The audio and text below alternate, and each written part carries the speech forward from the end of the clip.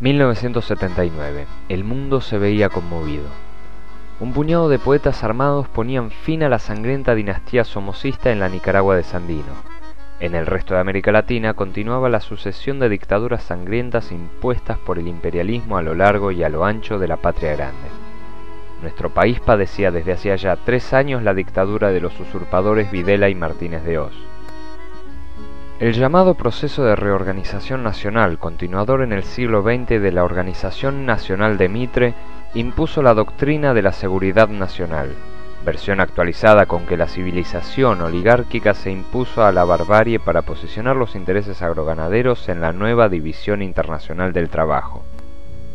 Ese mismo año, un 25 de mayo, se realiza el primer acto de homenaje a don Arturo Jauretche en las universidades populares argentinas.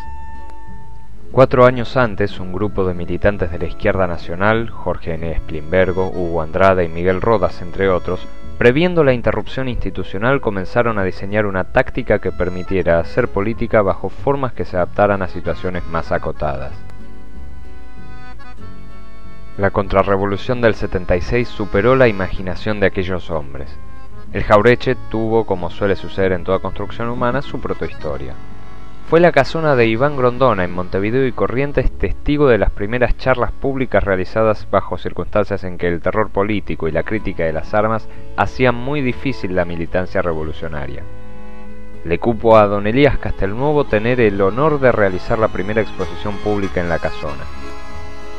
En 1982, durante la Batalla de Malvinas, el Centro de Estudios Nacionales Arturo Jauretche buscó, a través de su actividad, esclarecer el sentido de la contienda, donde el pueblo argentino luchó contra sus opresores. Desde esta tribuna se sostuvo en ese momento clave que no podía haber victoria sin soberanía popular y sin violentar los intereses económicos representados por la dictadura. Concluido el período militar, el Jauretche se convirtió en una versión de Forja en el siglo XXI, denunciando el carácter colonial de la democracia alfonsinista, el fraude postelectoral menemista y la aplicación de las políticas neoliberales que liquidaron la existencia del Estado Nacional. Asimismo, en tanto convocaba al campo nacional, siendo un eje aglutinador de sus intelectuales, supo ocupar su lugar ante la creciente marginalización de los sectores populares de la sociedad, ampliando su actividad hacia la acción social y barrial. En 1994 abrió sus puertas a un militar recién salido de su prisión caribeña, recibido en nuestro país por la prensa oligárquica y por algunos partidos de izquierda como golpista. Nos referimos al actual presidente de la República Bolivariana de Venezuela, coronel Hugo Chávez Frías. El Centro de Estudios Nacionales Arturo Jauretche no dudó un instante en recibir a aquel militar patriota, haciendo honor a la tradición revolucionaria y latinoamericana que pesa sobre su historia.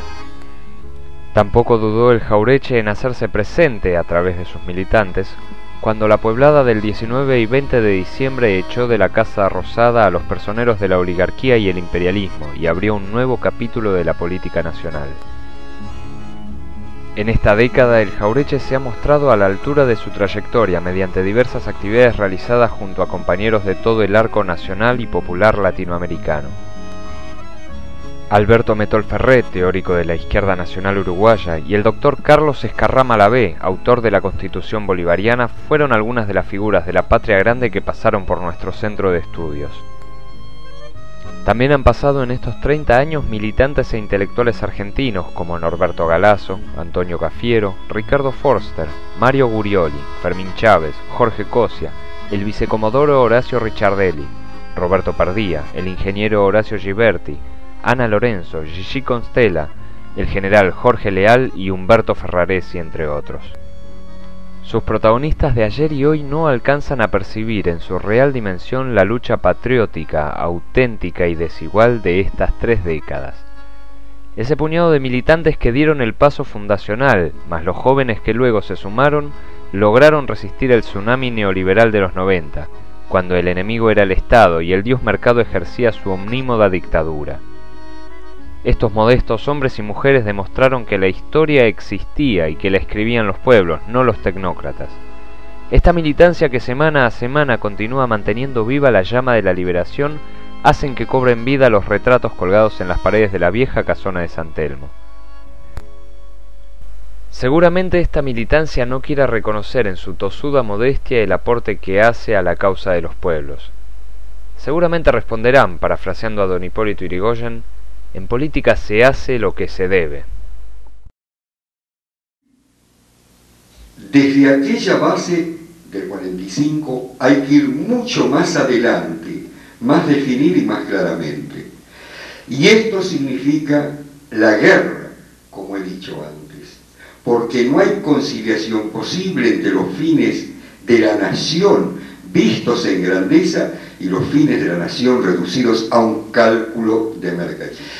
Es decir, este concepto es que no hay nación en el mundo que pueda llegar a ser si no está dispuesta a confrontar, porque el nacimiento de una nación es inexorablemente la muerte de un sistema de privilegios que medran con la inexistencia de esa nación. Y el que no quiera correr el riesgo, a vida o muerte, de la confrontación, ese está decretando que la declaración del 9 de julio de 1816 es una tirita de papel.